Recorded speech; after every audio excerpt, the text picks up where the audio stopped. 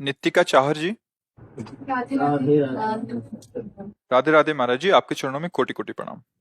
महाराज जी, क्या मेहनत नसीब बदल सकती है और क्या बिना मेहनत के नसीब का सब प्राप्त हो सकता है?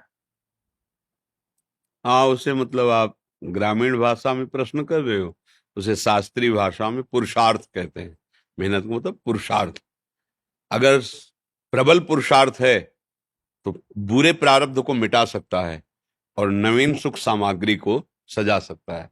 पर प्रबल पुरुषार्थ होता है परोपकार। दूसरे के भारी समस्या दुख में सम्मिलित होकर उसको मिटा दो और भगवान का स्मरण करो। इन दो के द्वारा ये प्रबल पुरुषार्थ आपके पूर्व प्रारब्ध को नष्ट कर देगा। जैसे मेहनत बहुत करते हैं और लाभ बहुत कम प्राप्त होता है, और बहुत कम मेहनत करते हैं बहुत ज्यादा लाभ प्राप्त होता है। ऐसे व्यक्ति देखे जाते हैं कि जिनकी दिनचर्या में मतलब भाग्यवश केवल धन आ रहा है, कोई मेहनत नहीं। और एक आदमी है दिन भर मेहनत करता है, 400-500 रुपया, वो भी पूरे परिवार को ठीक से पूरा भोजन वस्त्र पढ़ाई लिखाई सब नहीं कर पा रहा। एक आदमी है कि बिल्कुल कोई ऐसा कार्यरत नहीं है, पर अर्थ की बाहुल्यता उसके घर में। ये पूर्व का जो पुण्य है वो उसे अर्थ प्राप्त करा रहा है, वर्तमान में वो पुरुषार्थहीनता दिखा रहा है। तो जब तक प्रारब्ध भोग है पुण्य का तब तक चलता रहेगा। अब एक है वर्तमान में बहुत पुरुषार्थ कर रहा, मेहनत कर रहा है, लेकिन पूर्व का पाप उसे आगे नहीं बढ़ने दे रहा। अब पहले पीछे का जो पाप है उसे नष्ट करने वाला पुरुषार्थ बने। वो दो प्रकार से होता है। परहित सरिष धर्म नहीं भाई।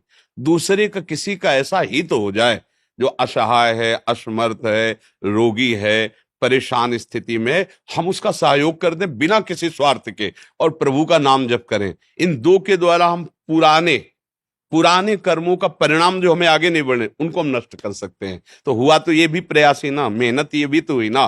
नाम जप करते हुए दूसरों के सुख की भावना में अपने कर्तव्य का पालन करते हुए, तो ये पुरुषार्थ आपके पूर्व प्रारब्ध का नाश कर सकता है।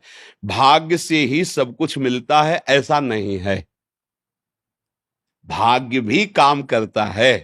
जैसे बहुत पढ़ लिख करके ग्रेजुएट हुए लेकिन प्रारब्ध इतना बुरा है, नौकरी नहीं मिल रही, तो बेचारे गांव के कार्य कर रहे हैं या छोटी मोटी दुकान कर ली और ऑफिसर रैंक की पढ़ाई किए हुए है। और एक है कि ऐसे घर में जन्मे हैं कि जमींदारी पहले से ही है, और वो न पढ़ने में रुचि न किसी क्रिया में रुचि, लेकिन वो बहुत सांसारिक सुखों को भोग रहे हैं। यहाँ प्रारब्ध देखा जाता है। लेकिन एक है कि बहुत गरीब घर में जन्मा, बहुत मुश्किल से उसके माता पिता ने पढ़ा पाया, पर उसने जी जान से मेहनत की, इतना पुरुषार्थ किया कि वो गांव में सबसे बड़ा आदमी बन गया। ये भी देखा जाता है। जो अपने पुरुषार्थ को प्रबल कर दे तो प्रारब्ध को मिटाया जा सकता है। अगर पुरुषार्थ हल्का हुआ तो प्रारब्ध जोर कर देगा और आगे नहीं बढ़ पाएगा। सबसे जोर का पुरुषार्थ है परहित करना और भगवत स्मरण करना। ये मतलब शास्त्र की एकदम सार बात बता रहे हैं। जिसको संसार में सबसे जल्दी उन्नति प्राप्त करनी हो, ये दो बात पकड़ ले। भगवान से मनावे कि कभी किसी की सेवा का अवसर हमें दीजिए। माता पिता गुरुजन, कोई बाहरी पशु पक्षी, ऐसा कोई बीमार व्यक्ति जिसका कोई सहयोगी नहीं, कोई ऐसा जिसको हमें अवसर मिला है, बहुत बड़ी मतलब ये बिल्कुल रामबाण औषधि समझो कि इसमें अचूक वो तुम्हारे प्रारब्ध को विध्वंस कर देगी। जहां तुमने किसी असहाय की बिना स्वार्थ के, बिना कुछ लेने की भावना के और तन मन धन वचन से सेवा की और भगवान का स्मरण किया, ये तुम्हारे पूर्व प्रारब्ध का नाश कर देगा। और जब हम दूसरों का सुख छीनते हैं, ये भी मेहनत है। चोर भी तो मेहनत करता है, न जाने कितना हिम्मत करता है दूसरों की संपत्ति चुराने के लिए, मारपीट सहता है, मारपीट करता है। वो मेहनत करके दूसरे का धन अपहरण करके दूसरे को दुख देने वाली क्रियाएं करता है।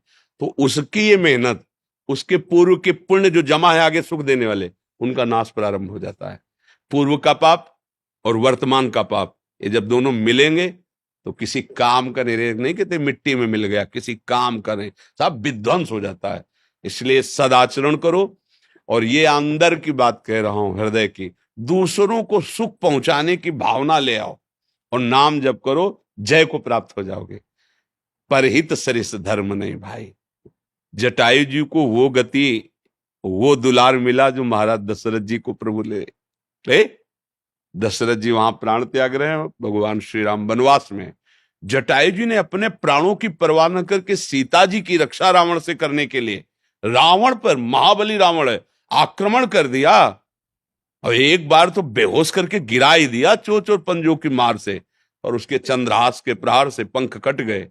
राम राम राम। देखा भगवान श्याम, गोद में भगवान ने उठाया और ये भगवान ने एक वचन कहा कि ये मेरी कृपा से नहीं, आप अपनी करनी से ऐसी उत्तम गति को प्राप्त हो रहे हो। भगवान ने एक शब्द कहा, ये आप अपनी करनी से ऐसी उत्तम गति को प्राप्त हो रहे हो। तात, ये मेरी कृपा की बात नहीं, तुम्हारी करनी की बात है। तुमने ऐसी करनी की, तब वहां परहित सरिस धर्म नहीं भाई। अगर प्राण भी चले जाएं दूसरे के हित में तो भगवान को प्राप्त होता है। बहुत बड़ी बात है, हम ऐसा पुरुषार्थ करें कि अपने प्रारब्ध का नाश कर दें।